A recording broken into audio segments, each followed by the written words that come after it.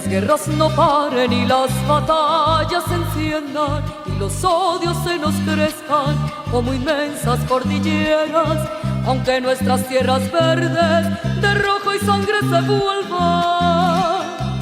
Yo todavía creo, en el amor creo y en la paz también.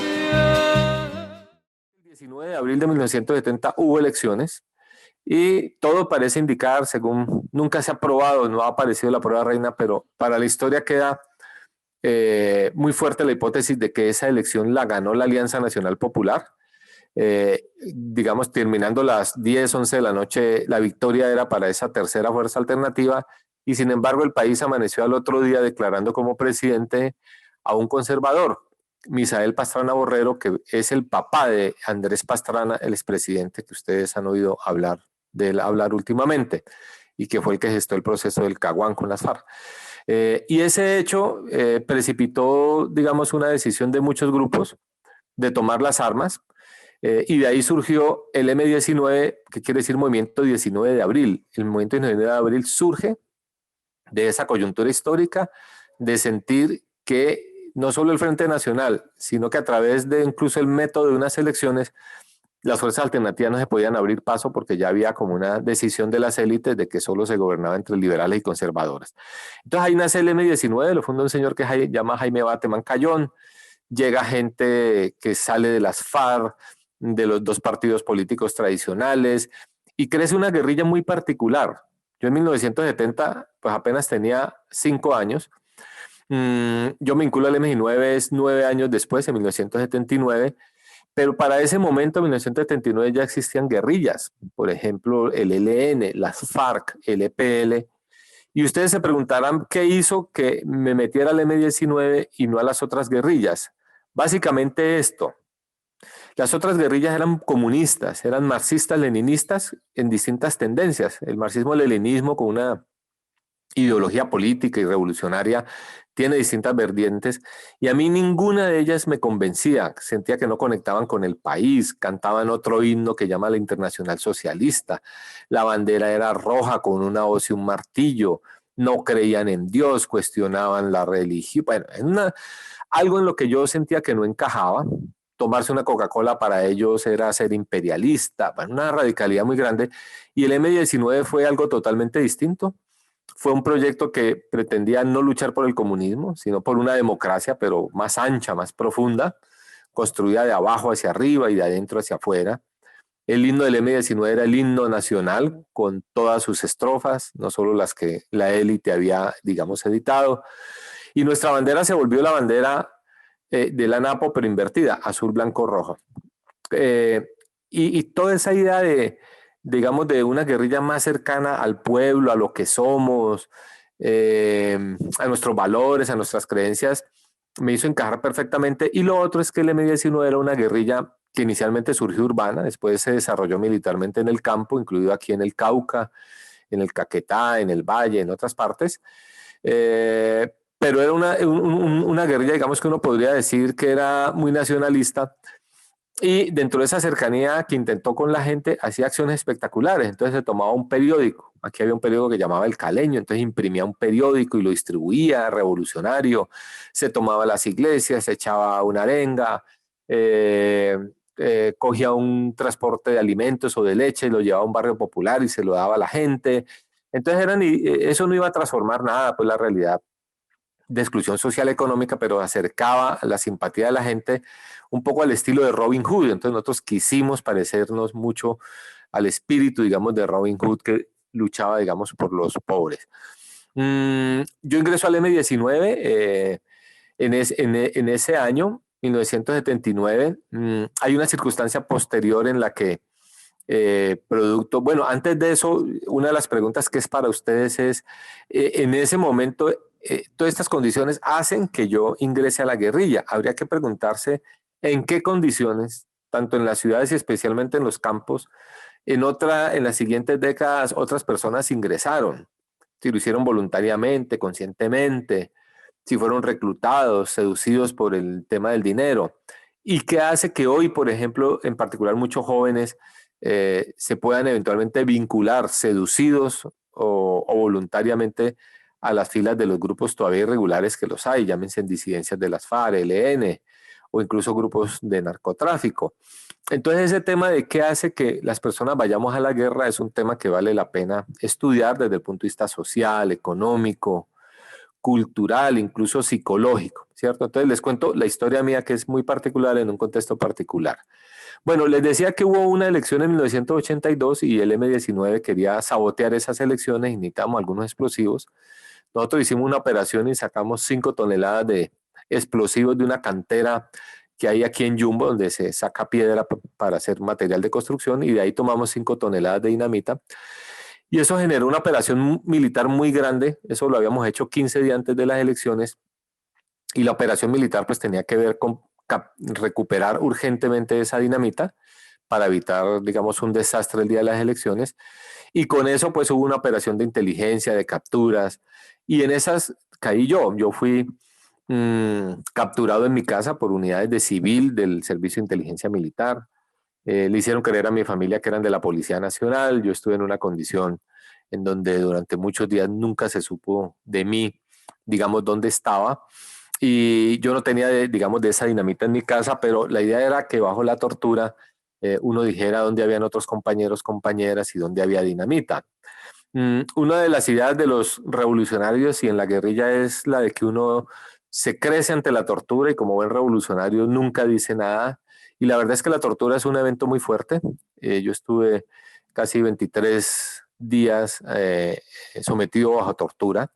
Y yo tengo que decirles que eso es un momento donde uno, la mayoría, digamos, creo que cedemos a la tortura, nos quebramos, como se dice, y yo me las pasé, digamos, de vivo allí, hablando de personas que yo ya sabía más o menos que estaban capturados o podían estar capturadas, y con eso, digamos, decir, ah, bueno, este personaje está colaborando, ¿tá?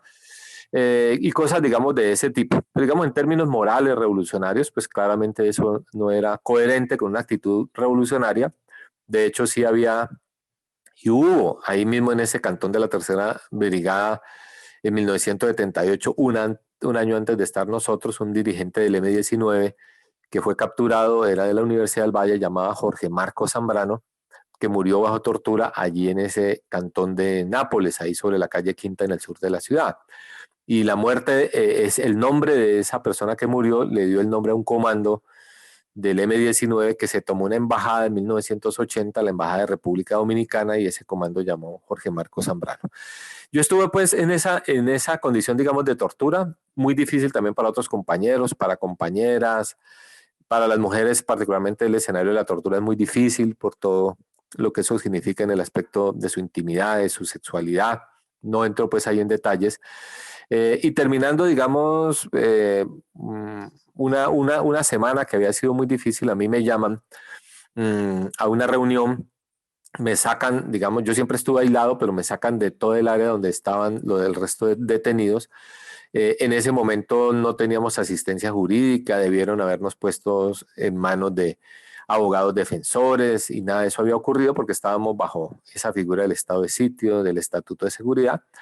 Y me llevan a una sala en la que después de haberme alimentado bien un día, haberme vestido bien, etcétera, organizado, me llevan y yo me encuentro con una sala con varias personas allí, incluido el comandante de la brigada. Cuando yo llego allí, me invitan a sentarme. El comandante de la brigada me pregunta que cómo estoy, pues yo con algo de ironía le digo que cómo cree que cómo estoy. Y después me percato que una de las personas que había visto al entrar y que estaba de espalda era un familiar, es un tío, porque está vivo todavía ya, bastante anciano, que era un militar de la reserva activa del grado coronel y estaba allí. Fue muy amable, digamos, la conversación, pero la conversación llevó finalmente a lo siguiente. Me propusieron que siguiera en el M-19, pero como infiltrado, ¿cierto? Me garantizaban ingreso económico, seguridad, una cantidad de temas tentadores. Y yo, francamente, tampoco fui capaz de decirles que no. Les dije que lo iba a pensar. Pensé que ese era un camino como para poder salir de allí, de ese sitio. Y la cosa quedó en esa conversación. Por supuesto, nunca me convertí en un agente de inteligencia militar, pero esa oferta, digamos, me alcanzó, digamos, a llegar. Y yo salgo de la detención militar directamente a la cárcel. Yo pago un tiempo importante de cárcel hasta que en la época de Belisario Betancur surge una figura que llama la amnistía.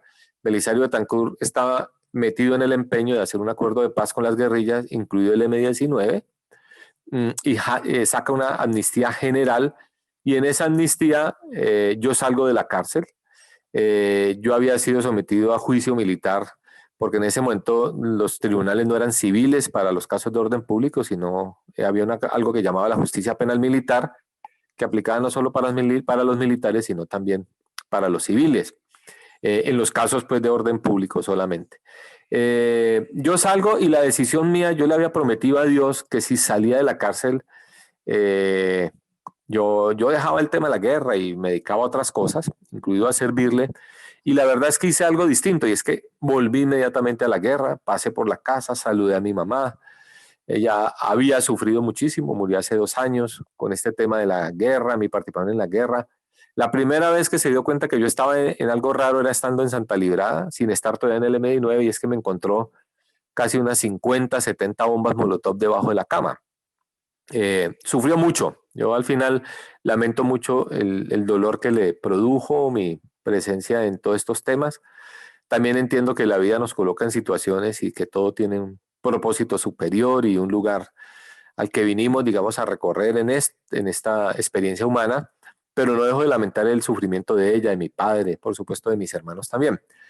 Y yo decido irme a la guerra, a fundar un frente de guerra aquí en el sur del departamento, entre Pradera y Florida, y el norte del Cauca, Corinto, Miranda.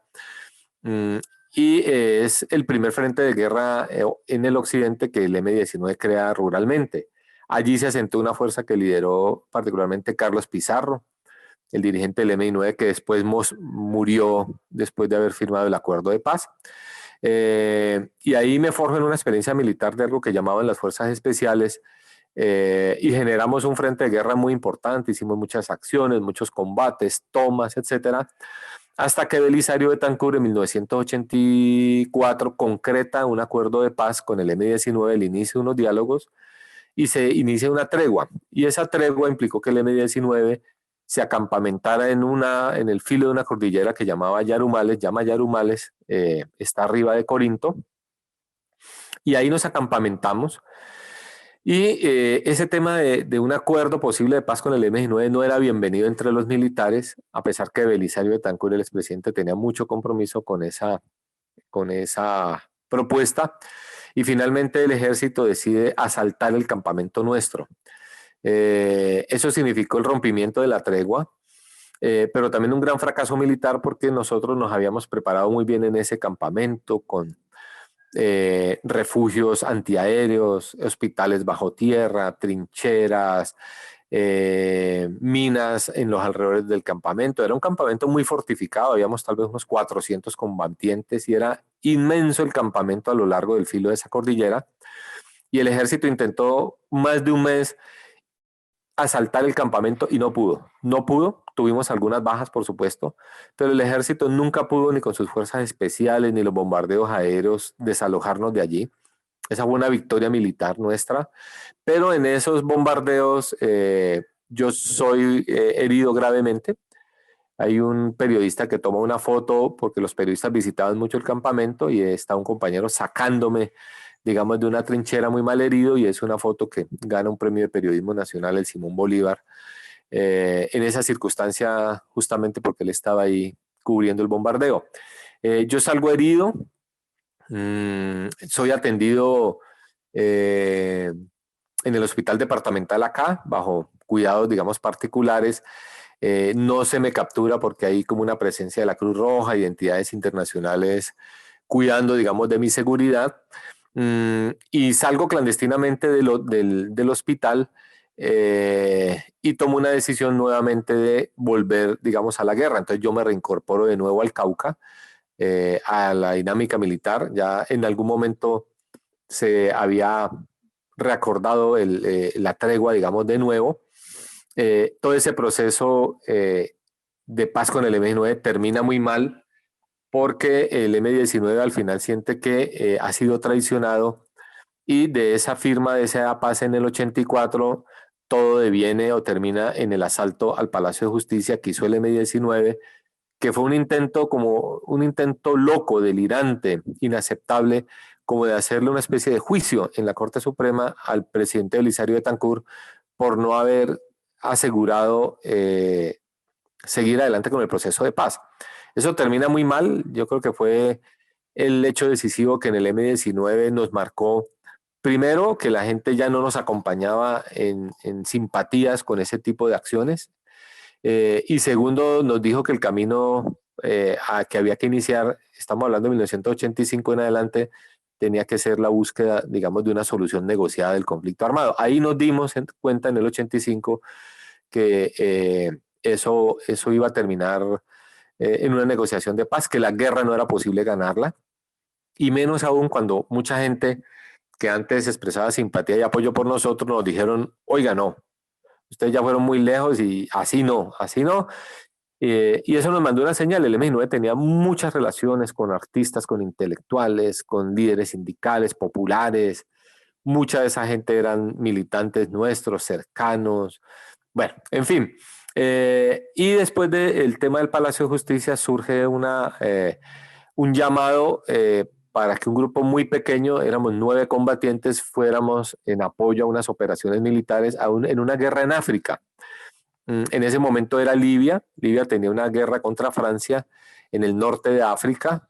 Libia era un gobierno revolucionario, a pesar de ser una potencia, digamos, en petróleo, vivían muy bien, pero tenían una propuesta revolucionaria, digamos, que apoyaba incluso las guerras y el terrorismo, francamente, en otras partes del mundo, pero tenían una guerra contra los franceses en una parte del sur de Libia, que limita con un país que se llama el Chad, porque era una rica región en materiales minerales, y estaban necesitando apoyo, y nos fuimos un grupo de 9 personas bajo mi mando a esa guerra en África. Ustedes se preguntarán qué hace que uno termine en unas guerras fuera del país. Hay un principio entre los revolucionarios, en otra época era muy importante, que llamaba el internacionalismo revolucionario, la idea de ir a librar otras guerras, lo hacía uno muy digno, y no importaba dónde estuviera uno, honraba el ideal, digamos, de cambiar al mundo. Eso proviene mucho del tema de un señor que llamó Ernesto Che Guevara, un argentino que se fue a combatir a la Revolución Cubana, hizo parte del triunfo de la Revolución Cubana y después se fue a apoyar otras guerras, incluida una en Bolivia, donde finalmente él es muerto en un combate. Entonces, eso me llevó al África. Yo estuve en África en esa guerra. Después regresamos, el regreso nuestro se dio por Centroamérica, llegamos a Nicaragua. Todos mis compañeros regresaron, y yo, estando en Nicaragua, además de enamorarme intensamente de una persona militante revolucionaria ya, tuve contacto con los revolucionarios salvadoreños, con los dirigentes de una guerrilla en El Salvador que llamaba el Frente Farabundo Martí, que venían haciendo una guerra para derrocar primero un régimen militar que había, y después era un régimen cívico-militar, y ellos me comentaron que estaban en la ofensiva final, que la estaban preparando. El sueño de cualquier revolucionario es la imagen que yo les describí de la revolución de Nicaragua, y es poder entrar en los tanques de guerra del enemigo con las banderas ondeando, las chicas tocando, haciendo vítores, enalteciendo pues a los revolucionarios. Entonces, toda esa imagen de triunfo, de grandeza, siempre normalmente acompañaba a cualquier revolucionario, y yo vi esa escena posible en El Salvador. Los salvadoreños la guerrilla tenía controlado el 80% del país, y faltaba un empujoncito, una ofensiva militar para prácticamente tomarse el poder. Así que yo acepté una invitación de irme a esa ofensiva final para terminar la guerra en El Salvador. Yo construí una relación muy hermosa de amor, digamos, de un vínculo afectivo, de relación de pareja, con una persona que cuando me fui para El Salvador yo no sabía que era de la inteligencia militar de los nicaragüenses. En Nicaragua ya estaban, recuerden ustedes, gobernando un régimen revolucionario que era el sandinismo. Yo no sabía que ella era de la inteligencia militar. Hicimos proyectos de que al regreso íbamos a tener una familia, etcétera, etcétera. Y me fui para esa guerra. Los preparativos de esa guerra finalmente demoraron bastante. había que meter misiles antiaéreos, había que meter armas nuevas. Bueno, era una logística impresionante y lo que era un regreso en 6 meses terminó siendo bastante tiempo más. Eh, Esa guerra finalmente implica que nos tomemos 5 ciudades capitales, incluida una parte de San Salvador, que en el caso de Cali es como haberse tomado todo el sector de Ciudad Jardín. Pero al final no logramos el triunfo. Digamos, el triunfo en El Salvador estaba supuestamente dado porque además del éxito militar nuestro, hubiera una insurrección de la gente y el pueblo acompañara. Y realmente el pueblo no se levantó. Nos quedamos solos en esas calles prácticamente haciendo la guerra, combatiendo no solo contra las fuerzas salvadoreñas, sino contra la presencia militar de los norteamericanos que daban asistencia militar y con una superioridad aérea muy grande. De hecho, ninguno de los misiles que nosotros disparábamos contra la aviación enemiga funcionó. Después nos dimos cuenta que ese lote que habíamos traído de Nicaragua era un lote que la CIA se había encargado de sabotear y de adulterar, de manera que los misiles sí pudieran ingresar, pero a la hora de la guerra no funcionaran. Eso lo confesó finalmente en una investigación posterior la persona que era del ejército sandinista, suministró los misiles, pero pues después confesó que trabajaba para la CIA. Y el resultado fue que no pudimos, digamos, ganar la guerra, pero sí abrió la puerta a una negociación de paz y en El Salvador se termina al final con un acuerdo de paz, llama el Acuerdo de Paz de Chapultepec. Entonces la guerra no se definió en términos militares, sino en términos políticos, pero repito, fue una negociación que transformó profundamente el país, hizo que en un momento posterior, 2 veces seguidas, los guerrilleros salvadoreños estuvieran en la presidencia de la República, que dominaran el parlamento y que tuvieran las gobernaciones de prácticamente todo el país. Fue un éxito político. Hoy la situación en El Salvador es distinta políticamente, pero fue un éxito notable, digamos, la negociación política de El Salvador. A la persona que les refiero yo, que era mi compañera, ya llama, nunca más volví a tener contacto con ella después de un momento que ya les voy a relatar. Ella llama Eliana. Después de eso no sé si esté viva incluso. A ella le habían informado que en un combate muy complicado que hubo en El Salvador, recién entrando yo, a mí me habían matado. Antonio Navarro Wolf estaba en Managua en ese momentico y era como el enlace del M-19. Le informaron a ella pues, que yo había muerto y tengo entendido que ella guardó luto por mí una gran cantidad de tiempo, pensando que la noticia pudiera ser falsa. Pero la comunicación no era fácil ni por cartas ni de ningún otro manera, no había celulares, no había nada de eso.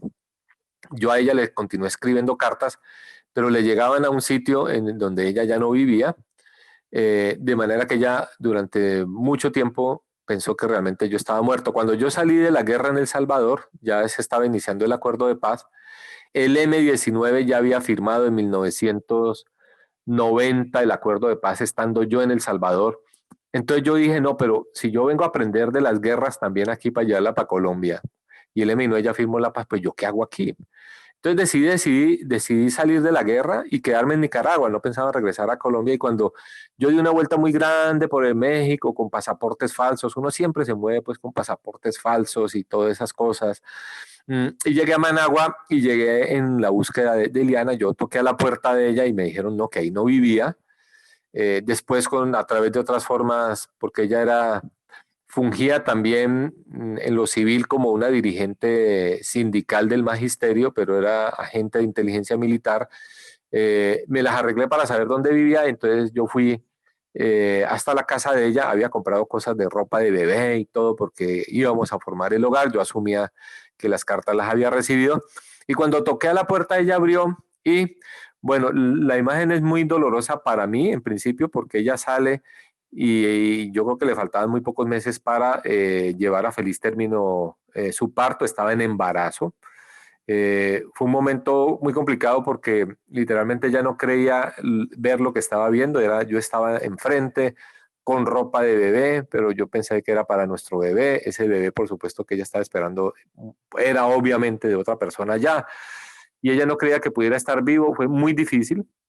Les resumo la historia diciendo que después de ese encuentro nos dimos citas casi que todos los días tipo 5 o 6 de la tarde al frente del lago de Managua, nos íbamos hasta el lago de Managua, nos sentábamos en una banca, nos abrazábamos, nos cogíamos de la mano, casi 2, 3 horas, no hablábamos, simplemente estábamos presentes en nuestro amor allí frustrado, hasta que yo tomé una decisión pues de regresarme. Ella lo último que me dijo era que por qué no la recibía con ese bebé y que yo fuera el papá de ese niño y que formáramos nuestro hogar. En la cultura, en la guerra, se cultiva mucho una actitud machista, o está presente, mejor no es que se cultive, no, sí, se alimenta muchas veces, y yo le dije que no, o sea, emocional y psicológicamente no hubiera podido con esa situación, entonces le dije que no, que yo me regresaba, y mucho menos cuando supe quién era el papá, y era uno de los oficiales de más alto rango del ejército sandinista,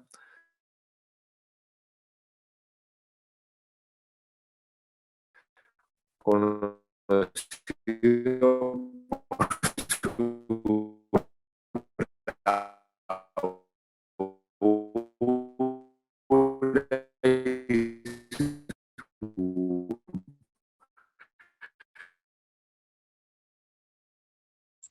entonces sentí que no era, digamos, una opción. Y a Colombia y a Estados Unidos nunca más supe hacer buscando entre las cosas de mi señora madre que falleció, encontré esa postal.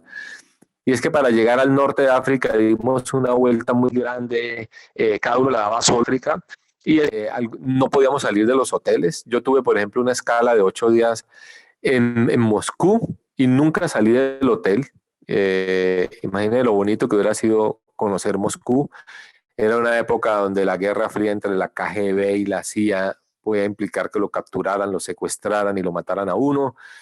Pero estando en Praga, que es la capital de Checoslovaquia, un día vine a Bar y yo no conocía la nieve, así que sí, me salí del hotel y empecé a recorrer Praga para recorrer la nieve, una experiencia muy, muy hermosa antes de llegar al África. Y allí me dio por enviar una postal a la casa. Ese fue el único testimonio. Les dije que estaba bien, pero sin más pistas. Yo no alcanzo a imaginar la angustia que qué hacía yo por allá en Praga, en fin. Y esa fue la única testimonio, digamos, de vida que yo pude dar o de señales en todo ese tiempo. Así que regreso, fue un encuentro muy feliz y básicamente me dedico a apoyar el tema de la reintegración de excombatientes. Yo voy cerrando con esto para escucharles. El tema de la reintegración es un tema complicado. Creo que el M-19 había hecho muy bien en firmar el acuerdo de paz, pero me costó entenderlo. Yo me perdí de muchas cosas estando en el exterior, el secuestro de Álvaro Gómez, muchas otras cosas. Pero al final, por lo que había visto también en El Salvador, me di cuenta que la guerra ya no tenía caso. Pero las dificultades personales son muy complicadas. Entonces, yo había renunciado a la violencia armada para cambiar, digamos, el país, pero en lo personal yo andaba armado. Entonces, yo andaba en una actitud muy complicada de que, por ejemplo, si iba en un bus y la persona del bus no me paraba, entonces yo me iba armado y lo encañonaba al tipo y le decía, bueno, hijo de puta, es que usted no me va a parar aquí o qué cosas de ese tipo. O si yo iba caminando por la calle y veía un atraco, un asalto callejero, yo sacaba mi arma, capturaba a los ladrones. O sea, yo andaba tratando de cambiar el mundo ya solo. No lo habíamos podido hacer en una guerrilla y entonces yo andaba solo, lleno como de esa necesidad de cambiar el mundo, armado, de manera que no había roto todavía con el tema de la violencia y de la fuerza para cambiar el mundo. A mí hay algo que me cambia. Eh,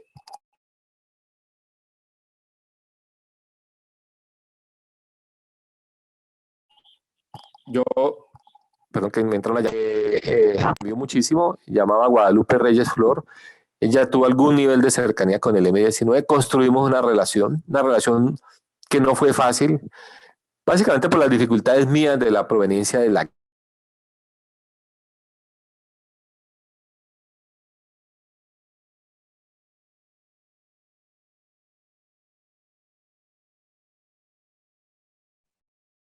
Diego, se nos está cortando un poco la comunicación, no sé.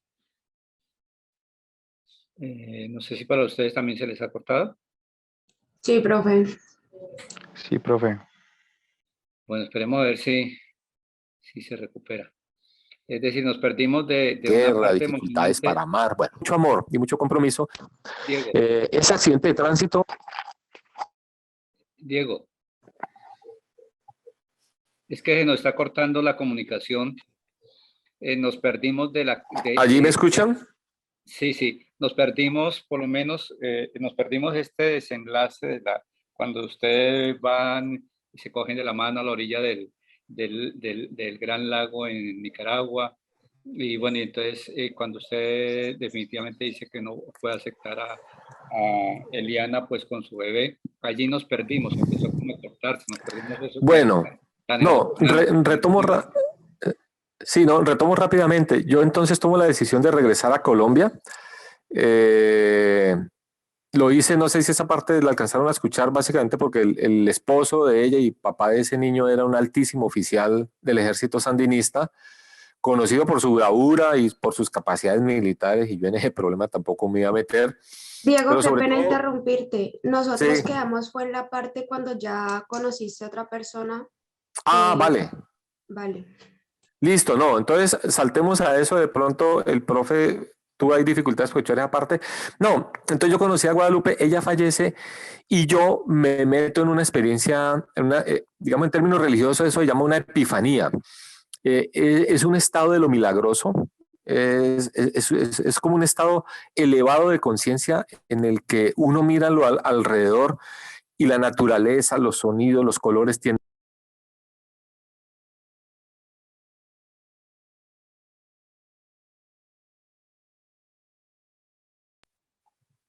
Y todo está bien, la pobreza, la violencia, como que todo encuadra, todo tiene su sitio, todo sí tiene propósito y tú sientes la presencia de Dios, de lo divino y de lo angelical en todas tus cosas. Y yo me disfruté muchísimo esa experiencia, digamos, de lo divino. Fue una experiencia que duró aproximadamente, yo creo que unos año y medio tal vez. Era un momento en el que yo eh, tenía un deseo y se cumplía. Entonces, una persona que hubiera querido ver y hacía años que no veía y no sabía cómo ubicarla y poder levantar el teléfono, en esa época era el teléfono pues de ese que tenía cuerdita, tener una llamada y levantar el teléfono y ser esa persona. Digamos, de ese tipo era la conexión mística. La moto en la que murió Guadalupe quedó intacta y Guadalupe también quedó muy intacta. No fue que la arrollara, fue un golpe como en seco que recibió en el abdomen y ella murió, quedó muy limpia, digamos, en su parte física. Y estar pensando en ella, por ejemplo, y voltear a mirar a un lado y ver la moto de ella. Con su placa porque un sobrino, digamos, decidió tenerla y seguía andando. Entonces, una conexión mística con todo, impresionante.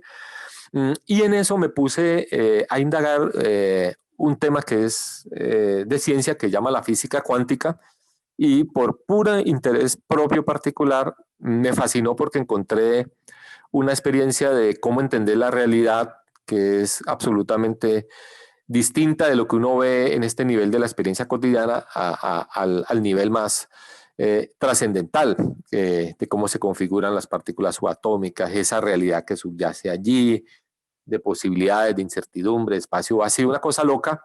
Y esas dos cosas, la experiencia de la muerte de Guadalupe y este tema de mi incursión en la física cuántica, me precipitaron a la experiencia de Dios. Yo salí de la epifanía, esa es una experiencia a la cual uno quiere regresar siempre, pero ya no es nada lo mismo, las cosas tienen un sabor y una textura y un color y una dicha. La primera vez, la segunda nunca será igual.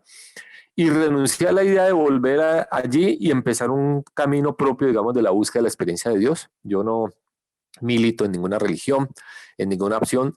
Tiendo a incorporar más las visiones espirituales de Oriente, que tienen que ver con la comprensión del bien y del mal, si existe o no la reencarnación y por qué. Bueno, digamos otras cosas. También veo, digamos, de la enseñanza de Jesús, pero digamos, no milito, digamos, en ninguna religión y siento muy agradecido. En la Biblia hay una expresión que dice busca y hallarás, y yo he buscado y he hallado y me siento muy confortado y fortalecido con todo lo que la vida, sobre todo en términos espirituales, me ha dado. Mi camino más importante es ese, hoy.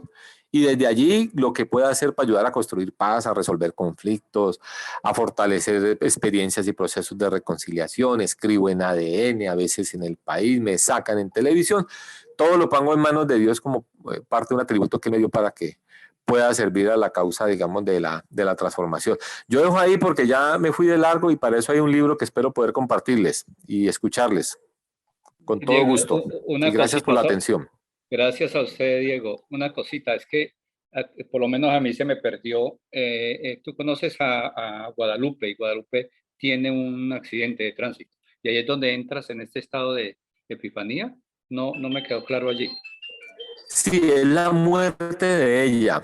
Digamos, yo tuve reprimido mucho el dolor y el llanto por la muerte de ella, porque lo que inmediatamente sucede es una especie como de una presencia que me abruma, que trae absolutamente paz y comprensión al evento de la muerte de ella.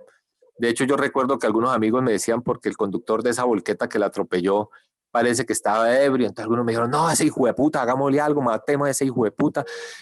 Y en ese momento, en otra circunstancia, yo hubiera dicho, hagámosle algo a ese hijo de puta, pero llegó, fue una paz enorme que me dijo, todo está bien, esto tiene propósito. O sea, eso fue inmediato, eso fue abrazador. Las epifanías tienen como esa característica y es una presencia arrebatadora que llega, te abraza, te inunda por dentro, por fuera y te hace ver todo y te pone a andar en las nubes, flotando literalmente. Entonces fue esa muerte la que me precipitó. Digamos, la relación con ella no era exactamente la mejor, pero si uno entiende que las cosas tienen propósito y significado, increíblemente incluso la muerte de ella me transformó y es un precio altísimo, por supuesto, pero creo que todo estaba organizado, planeado de esa manera y creo que algún tipo de acuerdo espiritual antes de venir a este mundo tenía que haberse hecho y el arreglo implicaba de pronto que ella muriera para que yo me salvara. Bueno, eso es un tema ahí de, digamos, de lo místico, pero así lo he leído yo y de alguna forma soy lo que soy y estoy donde estoy, que no es muy lejos, simplemente estoy buscando. Yo no soy ningún santo, gracias, digamos, a la muerte de ella. Si no hubiera sido por eso, yo no sé en qué andaría. O ya estaría muerto, o sería un capo del narcotráfico, capturado, o sería jefe de una nueva organización guerrilla. Yo no sé qué sería, pero me siento muy feliz de que la muerte de ella me haya precipitado en lo que creo que es más importante, la experiencia de Dios, ¿no? Vivirla, sentirla, no solo la de los rituales, sino la de tal vez ser uno con Dios, ser uno con el universo, e intentar ser todo, mantener ese día, cada día, digamos, esa conexión de forma permanente. Bueno, de nuevo muchas gracias, Diego, por estar con nosotros. Ahora sí, chicos, chicas, por favor, pregunten, aporten. Entonces ustedes tienen la palabra.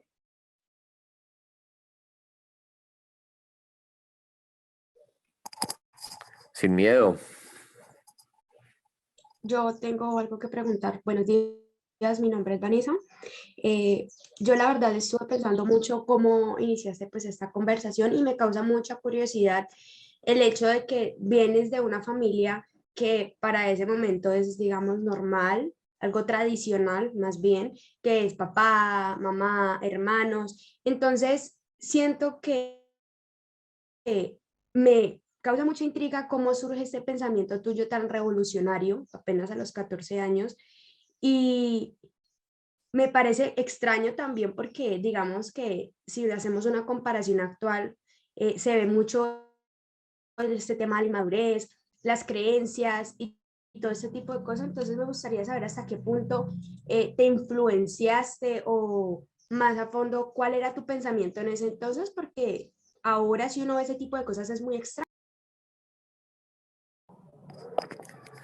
Vanessa, sí, digamos, yo no lo he resuelto porque además toca que indagar, digamos, muy profundamente en la psiquis humana y eso requeriría psicoanálisis, no sé qué cosa, yo no sé si esta es una materia electiva de alguna carrera o algo y si entre ustedes hay psicólogos o psicólogas. El punto es que había un entorno digamos, un entorno que favorecía el lugar de los jóvenes para transformar el mundo y era la lucha revolucionaria. Ya les conté el tema de la revolución nicaragüense, les conté el tema del M-19, ya antes habían triunfado en 1959 la revolución en Cuba. Entonces todo estaba dado, digamos, para incentivar la lucha armada. Y en el caso colombiano encontré una guerrilla que conectaba perfectamente. De hecho, si el M-19 no hubiera existido, yo no me hubiera ido nunca a las FARC, a una guerrilla comunista, ni a una guerrilla, ni la del EPL, ni al ELN. No me hubiera ido nunca. En cambio, el M-19 estaba ahí como servido para decir, este es el lugar donde yo debo estar. Y había otra particularidad, y es que en el M-19, quienes militamos en el M-19 y lo fundaron, no era gente pobre, no eran los más humildes, era gente de clase media y de clase media para arriba. O sea, la cantidad de gente que provenían de hogares muy ricos, incluso de la élite de este país, económica, política, intelectual, social, es impresionante. Entonces, el M-19 era como la máxima expresión, no de la rabia por uno ser pobre y excluido, sino la máxima expresión por ser uno noble, en el sentido de estar dispuesto a dar la vida por otros, teniéndolo uno prácticamente todo. Yo era de clase media, a mí no me faltaba nada, ¿cierto? Eso es distinto cuando uno entra a una guerra por necesidad, por pobreza, por venganza, por exclusión. Entonces el M-19 tuvo esa característica, ¿cierto? De ser gente de clase media para arriba, nos decían la guerrilla pequeño burguesa. Pero en el caso particular mío, por supuesto, siempre hay una pregunta, y eso remite a un tema espiritual también. Y es que en el fondo, creo que todos queremos ser alguien en el gran esquema de las cosas. Todos y todas queremos ser alguien. Ser alguien no necesariamente es porque vayamos a ser el gran actor, actriz, presidente, científico. No.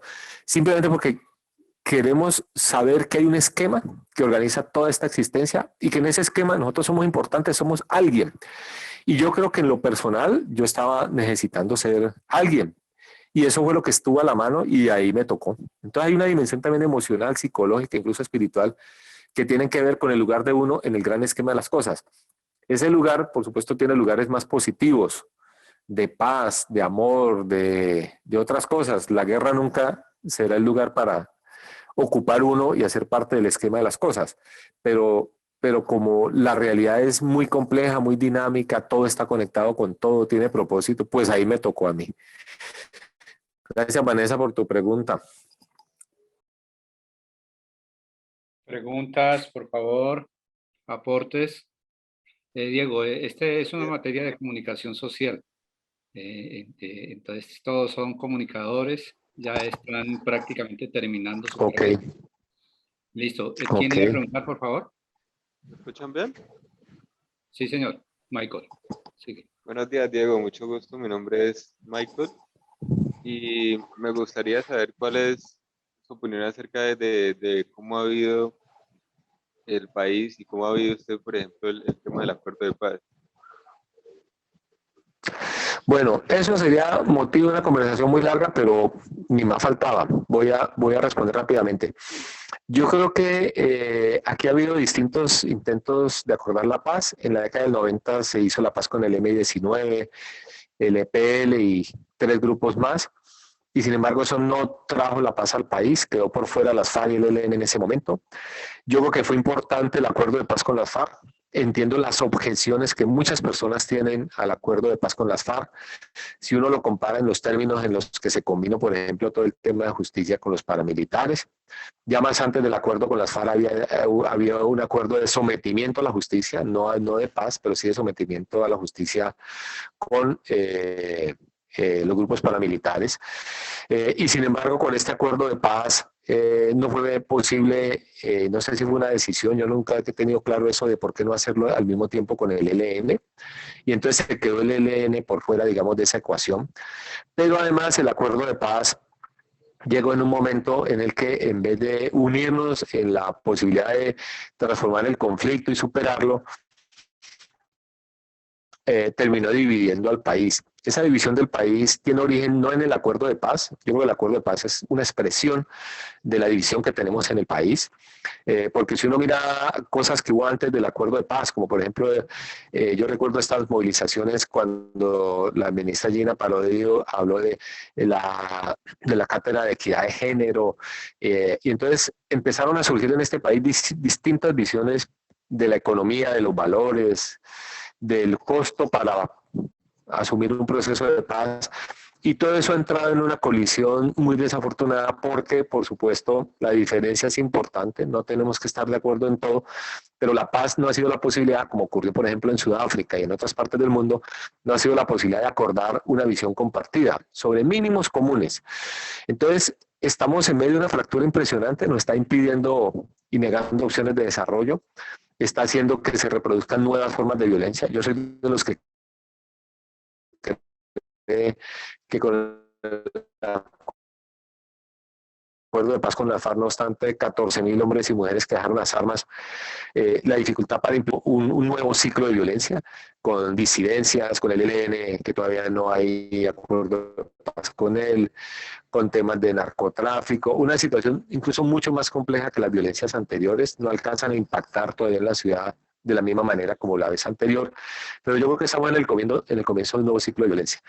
¿Qué tendría que pasar para que eso cambie? Yo creo que básicamente como fundar o refundar un acuerdo mínimo entre todos los sectores del país para poder cumplir ese acuerdo, para acordar la paz con el ELN y para mirar qué se hace con otros factores de violencia y poder construir un mínimo de visión compartida, digamos, del país, al margen de las opciones por Gaviria y yo no sé quién, de Fajardo.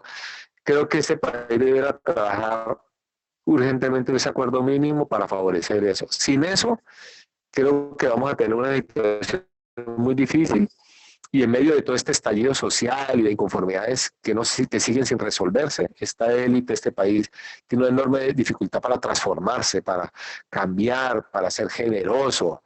Mi lectura es muy pesimista, digamos, del presente y del futuro del país, pero eso no quiere decir que no tengamos que trabajar para transformarla. Yo soy de los que creen que en la economía de Dios nada está perdido y que todos los esfuerzos, así no damos los resultados hoy, apuntan para bien y algún día encajarán debidamente. Pero es un escenario complicado por la fractura por la que tenemos en torno al proceso de paz y si hay aborto o no, si las parejas gays se unen o no, si dejamos el petróleo y sembramos más bien aguacate. O sea, este país no encuentra el camino todavía y tenemos que encontrarlo. Bueno, más preguntas, por favor. Aprovechemos, todas las veces no tenemos a Diego aquí con nosotros compartiendo, entonces aprovechemos. Han estado muy... Sigue, Camilo. Hola Diego, buenos días. Mi nombre es Camilo Márquez. Pues, primeramente te quiero agradecer pues por tus vivencias. Es algo que pues para nosotros que somos nuevas generaciones sí es impresionante y es también un poco de retroalimentación pues para nosotros de la historia de un poco más después del país. Y quería saber de pronto qué mensaje o cuál es el mensaje, el motivo que te dio para poder tú iniciar un libro que, bueno, obviamente pues es expresar todas tus vivencias, que es algo yo me imagino que espectacular, que cualquier persona pueda plasmar lo que le ocurrió durante pues en años críticos de guerra o de algún tipo de conflicto. Entonces quisiera saber eso. Te agradezco. Mira, no, a ti por la pregunta y la confianza, tus palabras. No, digamos, las cosas se dan. Yo me precio de escribir bien, digamos, escribo en prensa, escribo artículos, pero no artículos académicos. Yo no soy investigador como el profe Wilson y ustedes también. Y sentí que había unas historias muy interesantes que contar. Varias gente ya me había animado, digamos, a que contara, digamos, las cosas que me habían pasado. Pero en ese momento, cuando el M-19 firma la paz y después todo eso, ya había muchas historias sobre la guerra, de hombres y mujeres, etcétera. Pero Editorial Planeta, que ya ustedes saben es una editorial muy importante en Colombia y en el mundo, conocieron mi historia y les pareció absolutamente interesante, no solo que contara el tema de la guerra, sino que contara el tema de la búsqueda de la experiencia de Dios, ¿cierto? De la experiencia mística. Entonces, el valor de escribir el libro mío era porque muy poca gente entra, pues sí algunos a los 14 años, pero han pasado prácticamente por todo, ha estado en múltiples batallas, ha ido a combatir al exterior. Yo también combatí en Nicaragua la contrarrevolución nicaragüense que apoyaba a Estados Unidos desde Honduras. Muy diversa, no era en un solo sitio, no era en eso salí, por ejemplo, fuera del país para llegar hasta África, era cogiendo un pasaporte aquí, uno lo destruía, luego otro, como películas de espionaje realmente, ¿no? Pero también estaba el tema, digamos, de la búsqueda de la experiencia de ellos. Entonces se sumó para que Editorial Planeta me ofreciera la posibilidad de convenir con ellos, publicar mis memorias. El libro se llama Memorias de Abril. Yo creo que en algún momento, yo no sé ustedes cuándo se van a graduar, ahí miramos, en algún momento poder hacerles llegar a través del profe Wilson incluso un poquito de ejemplares, creo que ustedes no son más de 14, no sé cuántos sean, de pronto les puedo compartir un remanente que siempre he guardado allí todavía. Y eso fue. Si hoy me piden escribir otro libro, yo muy seguramente no lo haría, no tengo la inspiración, no tengo la fuerza, la emoción para hacerlo.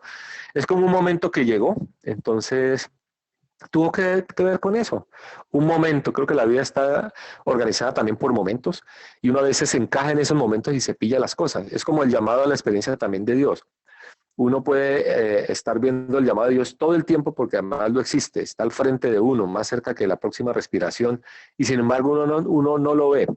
Puede ser la conversa de una persona, un CD, algo que uno escuchó en radio, y esos mensajes pasan y uno no estaba allí. Entonces, a veces la idea del momentum espiritual tiene que ver con estar uno listo y conectar con lo que la vida te presenta, porque conecta ahí con cosas. El libro fue exactamente eso, un momento de conexión, de necesidad con oportunidad. Bueno, Diego, aquí tenemos una niña que está también en España, no sé, Laura, me parece que desde su visión, lo que has vivido allá en Europa, de pronto tendrías inquietudes para Diego. Laura, a ver si me escuchan, no sé si. Laura Concha. O Estefanía desde el Chocó, si le surgen inquietudes, o alguien más, ya para dejar Sí, tranquila. yo tengo una inquietud. Sigue, Laura. Bueno, Diego, primero que todo, muchas gracias por estos espacios de compartir todos estos saberes y estas experiencias que has tenido. Mi nombre es Laura Motato y tengo la siguiente pregunta. Bueno, uno muchas veces ve que las guerrillas o estos grupos optan, más allá de la palabra, sus ideologías, por usar las armas. ¿Por qué esa necesidad constante de hacerlo y que por lo menos puede como cumplir el rol de usarlas más allá de otras opciones como el diálogo o simplemente centrarse en las ideologías? Pues Laura, no, están surgiendo unos temas muy complejos. Yo desafortunadamente ahora ya tengo que estar preparando una reunión ahora y podemos en algún otro un tema muy complejo, porque hay algo, hay unas condiciones de exclusión, de miseria, de opresión, de discriminación que forzan a muchos grupos, digamos, hacia el uso de la violencia y a tomar las armas. ¿Sí? Ojo, o para, digamos, atacar y cambiar una situación. Y sin embargo uno se pregunta por qué en algunos casos donde esas condiciones objetivas las hay, de discriminación, opresión, miseria, etcétera, ¿por qué en otros casos, estando las mismas condiciones, se revelan en armas? O sea, ¿qué hace que en unos casos, con las mismas condiciones objetivas, la respuesta en unos casos sea a través de la violencia y en otros casos no? Y allí entran otro tipo de factores, digamos, culturales, subjetivos, también la disposición o no, la proclividad o no de las comunidades y los individuos al uso de la violencia. En Colombia siempre ha habido el cuestionamiento en donde, ¿por qué a pesar de, en general, tener una democracia con problemas y todo, hemos recurrido a la violencia? que no hay dictaduras y aquí no hay un régimen, pues, si eso ha justificado o no levantarse en armas y hacer la violencia y hacer casi que en Colombia hubiera un comportamiento histórico-cultural, porque Colombia ha vivido en guerras desde la independencia. Hemos vivido en guerras civiles muchísimas de distinto tipo, de verdad. Ustedes son muy jóvenes, entonces pareciera que se hubiera instalado una especie de chip en el comportamiento colombiano de resolver todo violentamente, desde los conflictos cotidianos, ciudadanos, civiles, hasta los grandes temas, digamos, del futuro de este país, de su estructura, etcétera, etcétera. Y salimos de un ciclo donde aparentemente se ha pactado la paz y nos demoramos muy poco en estar retomando, digamos, nuevos ciclos de violencia. Creo que el tema del narcotráfico en el caso colombiano introduce un elemento muy perturbador que facilita esa actitud siempre, digamos, hacia la ilegalidad y hacia el cambio violento.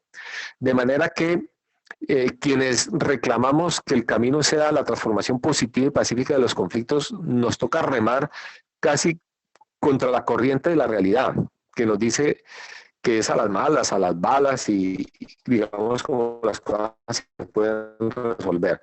Y eso tiene lugar desde la ilegalidad, pero también desde muchas respuestas del Estado.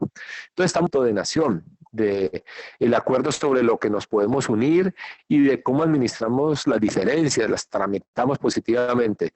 En medio de tanta riqueza natural, pero además humana, de capital humano que tenemos y tantas opciones y oportunidades, no deja de ser un fracaso enorme como nación. Yo creo que todavía somos una nación fracasada realmente porque no hemos encontrado el camino. Yo creo que estaríamos muy lejos en términos de todo si lo logramos encontrar.